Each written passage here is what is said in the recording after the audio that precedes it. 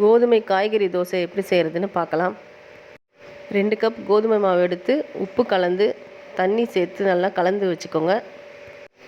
ஒரு பாத்திரம் ஸ்டவ்வில் வச்சு ஒரு 5 ஸ்பூன் எண்ணெய் ஊற்றி கடுகு சீரகம் போட்டு தாளித்து கடலைப்பருப்பு உளுந்து உங்களுக்கு விருப்பப்படுற பொடியாக அரிஞ்சு வச்சுக்கோங்க. காய்கறிகளை விருப்பப்படுற காய்கறிகளை அதில் போட்டு வதக்கி கருவேப்பிலை போட்டு வதக்கி இந்த கலவையில் நீங்கள் பச்சை மிளகா பொடியாக நறுக்கி போட்டுக்கலாம்.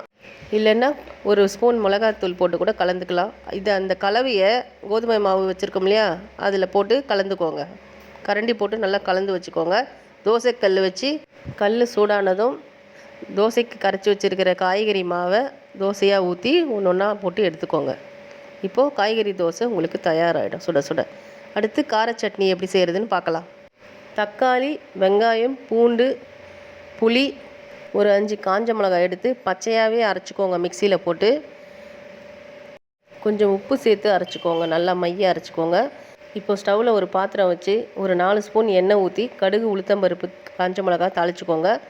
இந்த கலவையில் சட்னியை கொஞ்சம் நேரம் கொதிக்க விடுங்க. இப்போது கார சட்னி உங்களுக்கு தயாராகிடும். இதே மெத்தடில் இன்னொரு சட்னி பார்க்கலாம்.